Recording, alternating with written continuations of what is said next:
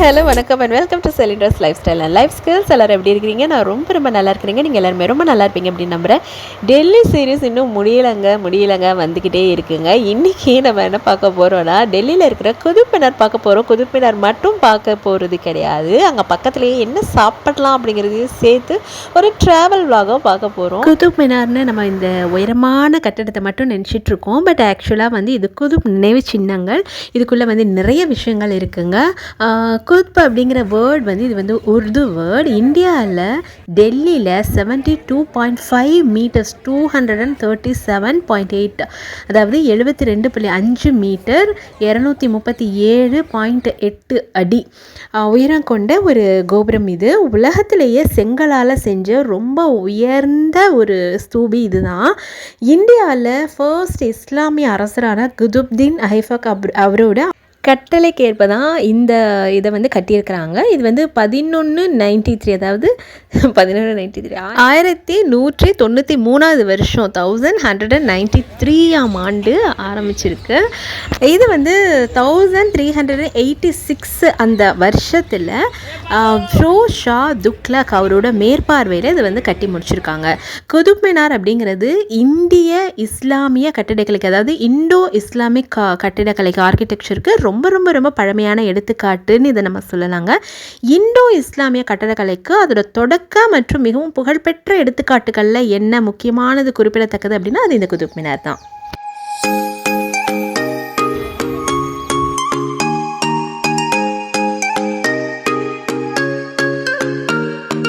இப்போ நான் என்ன பண்ண போகிறேன் தெரியுமா, உங்களுக்கு ஒரு டெஸ்ட் வைக்க போகிறேங்க. ஆக்சுவலாக இப்போ நீங்கள் பார்த்துட்ருக்கீங்களா, இதே மாதிரி கார்டன் ஆல்ரெடி டெல்லி சீரீஸில் இன்னொரு இடத்துலையும் நம்ம பார்த்துருக்கோம். ஞாபகம் இருக்கா எந்த இடம் அப்படின்னு சொல்லி கரெக்டாக சொல்லுங்கள் பார்க்கலாம்.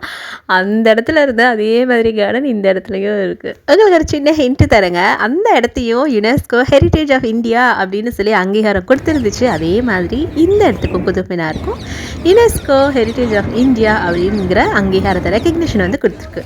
அதே மாதிரி 2006ஆம் ஆண்டில் மிகவும் அதிகமான எண்ணிக்கையில் சுற்றுலா பயணிகள் வந்த இடம் எது அப்படின்னு கேட்டால் அது குதுப் மினார் தான். அந்த வருஷத்தில் மட்டும் 3.9 மில்லியன் டூரிஸ்ட் சுற்றுலா பயணிகள் குதுப் மினாரை பார்த்துருக்காங்க. தாஜ்மஹாலை பார்த்தது 2.5 மில்லியன் சுற்றுலா பயணிகள் தான். ஆனால் குதுப் மினாரை 3.9 மில்லியன் சுற்றுலா பயணிகள் பார்த்துருக்காங்க.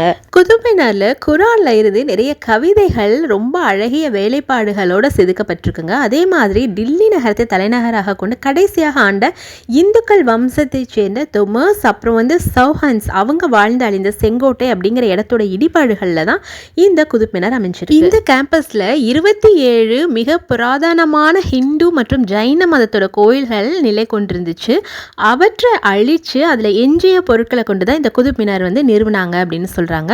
குதுப் மினாரில் உள்ள ஒரு செதுக்கு கலைத்திறன் வேலைப்பாட்டில் ஸ்ரீ விஸ்வகர்மா பிரசாதே ராஷித அப்படின்ற வாசகம் இருக்குங்க.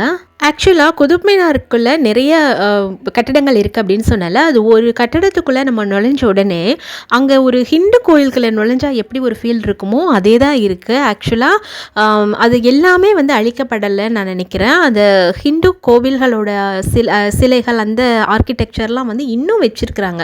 ஸோ இது ஆக்சுவலாக குதுப் மினார் இண்டோ இஸ்லாமிக் ஆர்கிடெக்சர்னு சொல்கிறாங்க இல்லையா. நீங்கள் நம்ம உள்ளுக்குள்ளே போனாலும் அது அப்படி தான். ஒரு பக்கம் பார்த்தா அது முஸ்லீம் ஆர்கிடெக்சர் மாதிரி இருக்குது. இன்னும் சில இடங்களில் அந்த ஹிந்து மற்றும் புத்திஸ்ட் அந்த டெம்பிள்லாம் அப்படியே இருக்குது. இது ஆக்சுவலாக இந்தியாவில் வேறு எங்கேயுமே, உலகத்தில் வேறு எங்கேயுமே பார்க்க முடியாதுன்னு நான் நினைக்கிறேன். இந்த மாதிரி 2 வேறு மதத்தை சேர்ந்த விஷயங்கள் ஒரே இடத்துல இருக்கிறது அது ரொம்ப ஆச்சரியமாக இருந்தது. ஆனால் குதுப் மினாரை எதுக்கு கட்டினாங்க அப்படிங்கிறதுக்கான காரணம் இன்னும் ஒரு விவாத பொருளாக தாங்க இருக்குது. மக்களை தொழுகைக்கு அழைப்பதற்காக, தொழுகைக்கு கூடுவதற்கான ஒரு இடமா இருக்கலாம், அதுக்காக இதை கட்டியிருக்கலாம் அப்படின்னு சில பேர் சொல்கிறாங்க. சில பேர் இஸ்லாமியர் அவங்களோட வெற்றியை கொண்டாடுறதுக்காக அவங்க இதை கட்டியிருக்கலாம் அப்படின்னு சொல்கிறாங்க. இன்னும் சில பேர் இஸ்லாம் மதத்தினர் தங்களோட படைபலத்தை குறிப்பதற்காக இதை அமைச்சிருக்கலாம் அப்படின்னு சொல்கிறாங்க. இன்னும் சில பேர் இது பாதுகாப்பிற்காக ஏற்படுத்திய காவல் கோபுரமாக கூட ஏன் இருக்கக்கூடாது அப்படியும் இருக்கலாம் இல்லையா அப்படின்னு சொல்கிறாங்க. அதே மாதிரி இதுக்கு யார் பெயர் வச்சாங்க, எதுக்கு இப்படி பெயர் வச்சாங்க அப்படிங்கிறதும் கூட ஒரு பெரிய விவாதத்திற்குரிய ஒரு விஷயமா தான் இன்னும் இருக்குது. இன்னும் அதற்கான சரியான விளக்கங்கள் எங்கேயுமே கொடுக்கப்படல. ஆக்சுவலாக இப்போ இந்த குதுப் மினார் உள்ளே இருக்கிற இந்த கட்டடக்கலையை என்னால் முடிஞ்ச அளவுக்கு திருப்பி ட்ரை பண்ணியிருக்கேங்க. வளைச்சி எடுத்திருக்கேன். பாருங்க. எனக்கு பின்னாடி இருக்கிற அந்த சுவர்களில் தெரியுது பார்த்தீங்களா, அந்த இன்ட்ரிகேட் ஒர்க்ஸ். சில வரலாற்று வல்லுநர்கள், வரலாற்று நிபுணர்கள், அதாவது ஹிஸ்டாரிக்கல் எக்ஸ்பர்ட்ஸ் இருக்கிறாங்களா, அவங்க என்ன சொல்கிறாங்கன்னா, இந்தியாவுக்கு வந்து ஃபர்ஸ்ட்டு வெற்றி கண்ட துருக்கிய சுல்தான் குதுப்தீன் ஐபக் அவரோட நினைவை போற்றுற வகையில் இந்த பெயர் சூட்டியிருக்கிறதா சொல்லியிருக்கிறாங்க. இப்போ எனக்கு பின்னாடி அப்படியே ரைட் ஹேண்ட் சைடு பாருங்களேன், அப்படியே எனக்கு ஜஸ்ட் பேக் சைடில் நம்ம கோவில்களில், ஹிந்து கோவில்களில் இருக்கிற அந்த கோபுரங்கள் என்ன சொல்லுவாங்க, இந்த கூடம்லாம் இருக்கும்ல, தாழ்வாரம்லாம் இருக்கும்ல, அதே மாதிரி இருக்குது பார்த்தீங்களா.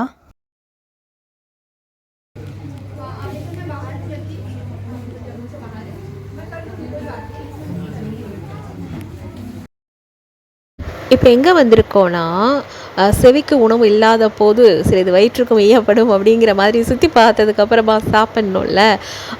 ஸோ குதுப் இருந்து நம்ம இந்தியா கேட் போகிற வழியில், குதுப் மினார்லேருந்து ரொம்ப கம்மிங்க, 5 மினிட்ஸ் கூட இல்லை, டுவர்ட்ஸ் இந்தியா கேட் போகிற வழியில், அதாவது வந்த வழியிலே திரும்பி போகணுங்க. போகிற வழியில் லெஃப்ட் ஹேண்ட் சைடில் இந்த சூப்பரான ஹோட்டல் இருந்தது.